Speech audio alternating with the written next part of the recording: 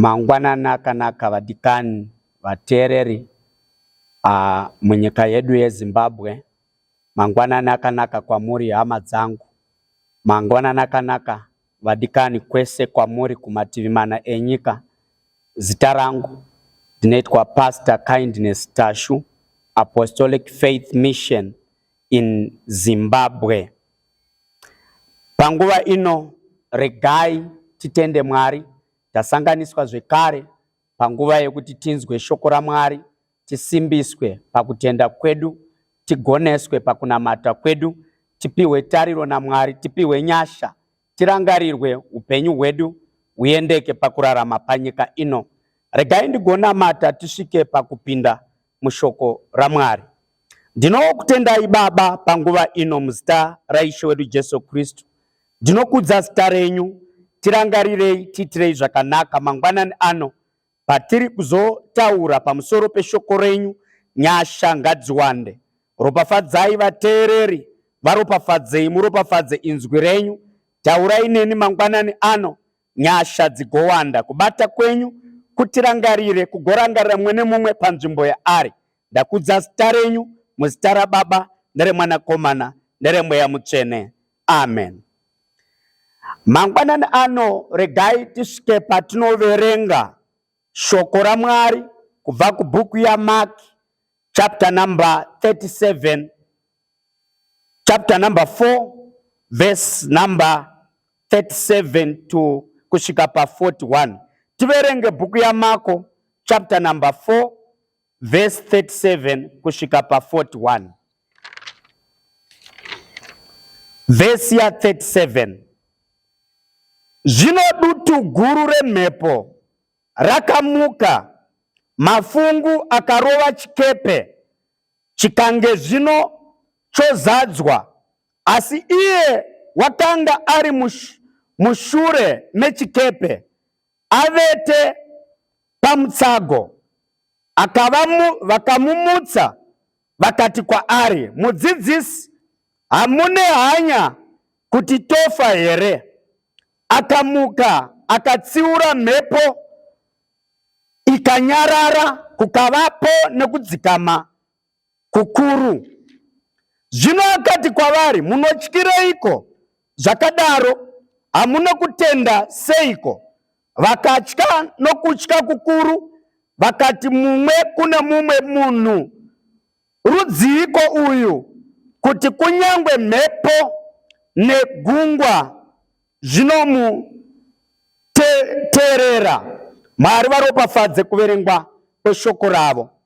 Mangwanani ano ndichaparidza pamusoro weshoko wandatumidza kuti kufamba nokutenda. Kufamba nokutenda. Panguva iyi Jesu pataverendesa kuna Mark, kubhuku yaMarko chapter number 4 pa verse 37 kusvika pa 41.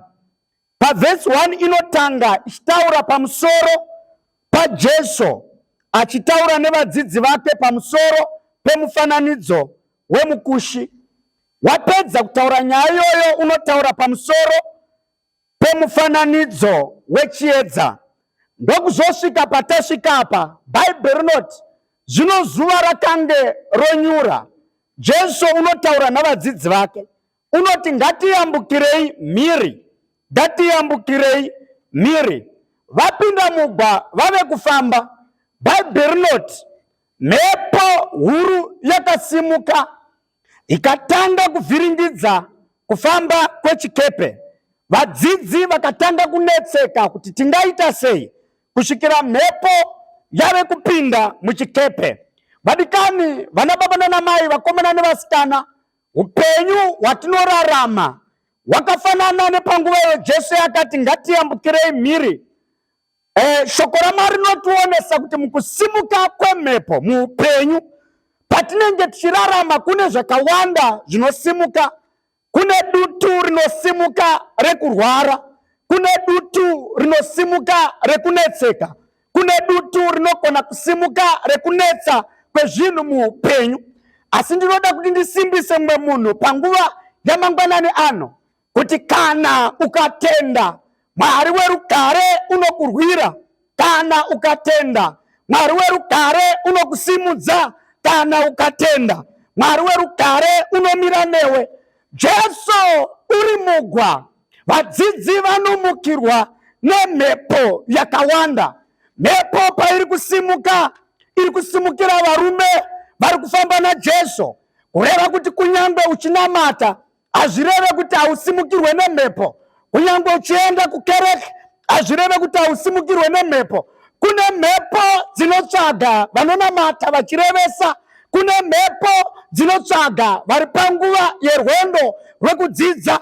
Kune mhepo dzinotsvaga vari panguva yekufamba panyaya dzekubudirira semhuri. Asi ndinoda kuti ndisimbise mumwe munhu mangwanani ano kuti Mwari werugare ndiye chete anogona kutiraramisa. Vadzidzi pavakaona mhepo ichisimuka vakatanga kunetseka pachavo, vakatora nguva yakareba vasati vaudza Jesu. Rega ndikuudze panguva ino kuti paunotora nguva yakareba usati wataura nyaya yako kuna Mwari, nyaya yako inoramba yakamira. Challenge inoramba yakamira. Dambudziko rinoramba rakamira. Zvinonetsa zvinoramba zvakamira. But ukatora nyaya yako ukaiendesa kuna Jesu, sezvakaita vadzidzi ava pavakaendesa nyaya yavo kuna Jesu vakati, Ishe, hamuna hanya here zvotofa?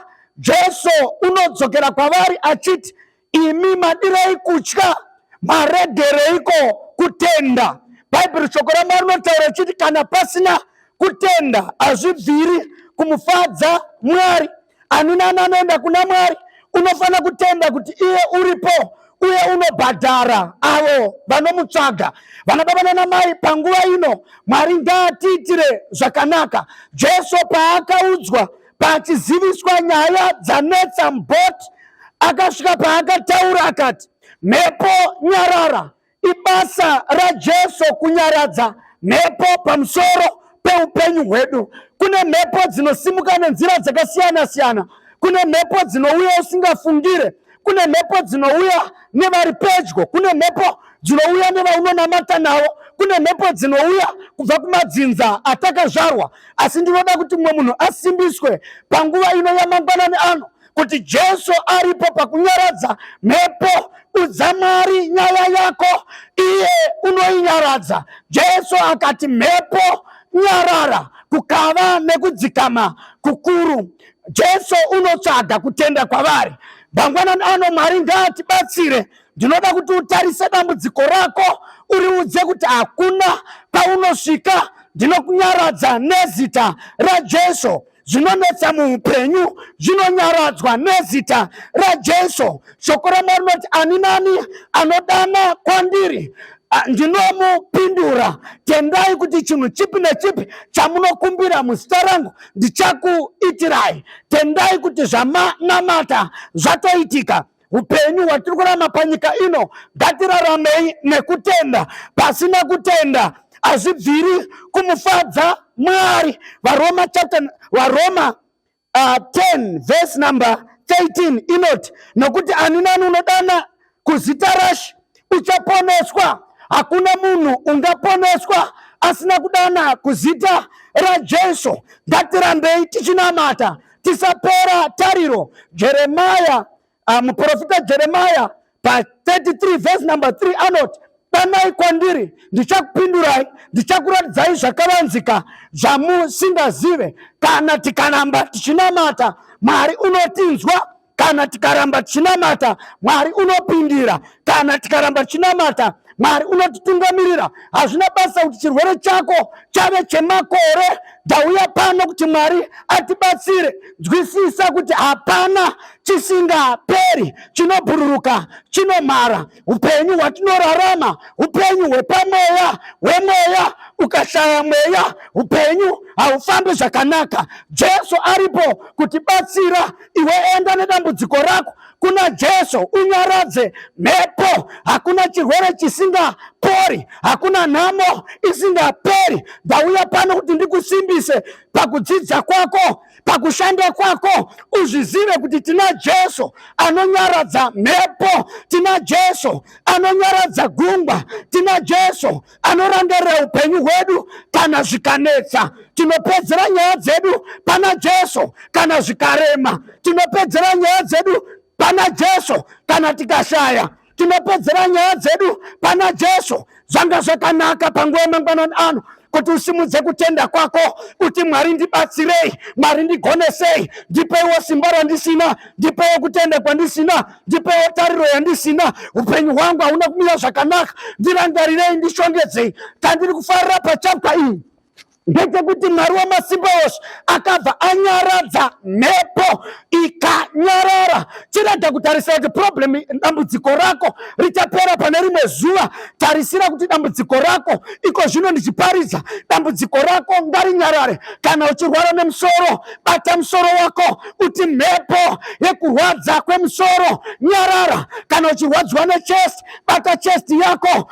uti mhepo yekurwadziwa nechipfuva nyarara. Tina Mwari anopindura, tina Mwari anorangarira. Nokutenda hapana chinoramba, nekutenda zvinhu zvose zvinogoneka. Jesu watinonamata haatiregere tichiparara. Jesu watinonamata haatiregere tichifa zvisina tsarukano.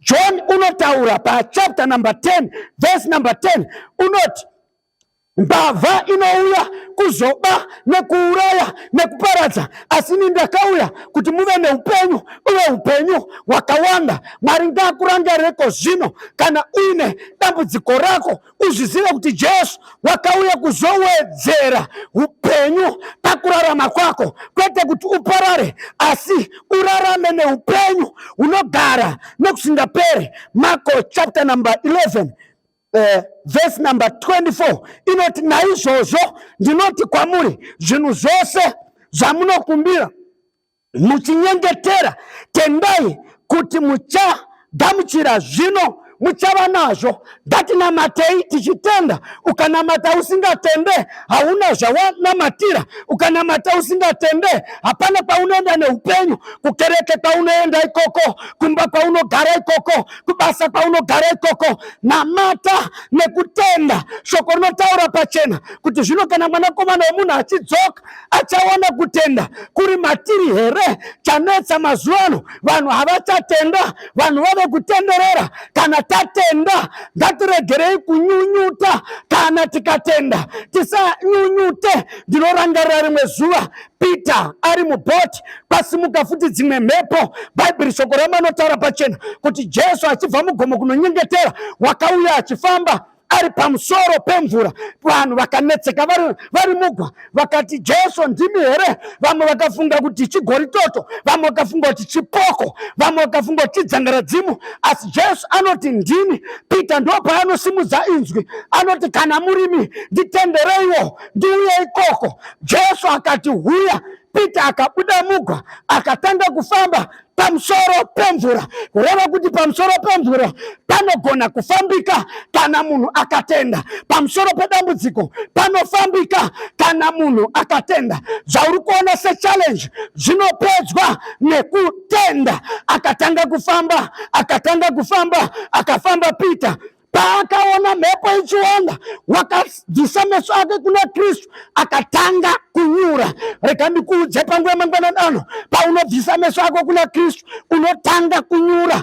Paunotarisa zvakakukomberedza unotanga kunyura. Usatarisa zviri kuitika, tarisa zvinogona kuzoitika kana iwe ukatenda. Pane zvinogona kuzoitika kana iwe ukanamata. Pane zvinogona kuitika kana iwe ukatenda. Nezita raJesu Peter akapafamba pamusoro pemvura. Rega ndikuudze panguva ino, zvaunotenda ndo zvinoitika. Peter wakazvitenda. Vamwe vadzidzi havana kuzvitenda zvekufamba pamusoro pemvura. Peter paakanyunyuta wakatanga kunyura, akashedzera akati, Ishe ndoparara. Jesu akamunyurura. Kana wanyura uri pana Jesu, Jesu anokunyurura. Hakuregere wakadaro. Kana watambudzika pana Jesu, Jesu anokurangarira. Hakuregere wakadaro. Ndobva anyururwa. Ndichiparidza kudai, mumwe mukadzi ngaarangarweko zvino, vamwe baba vanyura ngava ngavanyurirwe iko zvino, vamwe baba vapererwa ngavarangarirwe iko zvino nezita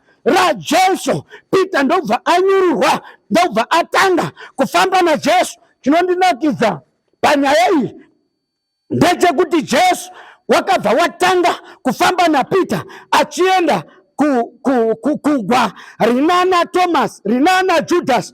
Bhaibheri shoko ramati akasvika akapinda mugwa sei? Nokuti Jesu haana kuti vana Thomas chibudai mufambewo pamusoro pemvura, nokuti Jesu haaite zvausingatende, anoita zvaunotenda chete. Panguva ino watenda kuti Mwari unokurangarira, kuti Mwari unokurwira.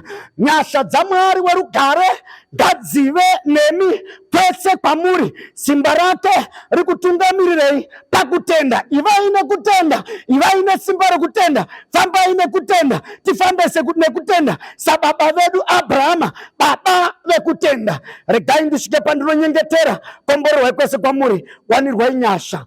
Ndinokutendai Baba panguva ino, ndinonamatira nyasha dzenyu dziwande kwatiri. Kune mumwe nemumwe wanzwa shoko renyu, muitirei zvakanaka, muropafadzei, wanzai nyasha nerugare, tungamirei mhuri dzakasiyana siyana vari kurwara muzvipatara. Ndinonamata nekutenda kuti ngavapore iko zvino. Vari kunetseka, ndinonamata nekutenda kuti ngavarangarirwe iko zvino. Rangarirai Baba vari muzvikoro, ngavashongedzwe nezita raJesu. Ndinonamata panguva ino, murangarire nyika yedu yeZimbabwe ikomborerwe, iwanirwe nyasha. Murangarire hurumende yedu isimbiswe, iwanirwe nyasha. Murambe muchichengetedza nekurangarira upenyu hwemumwe nemumwe wanzwa shoko panguva ino. Ndakudza zita renyu, rambai muchizviredza pakati pedu, rambai muchiita mabasa makuru. Uvepo hwenyu nenyasha hutigonese, mudyare mhodzi yekutenda matiri muzita raJesu. Nyasha nerugare nengoni nekubata kwaMwari zvirambe zvichioneswa mazuva namazuva muzita raJesu. Amen.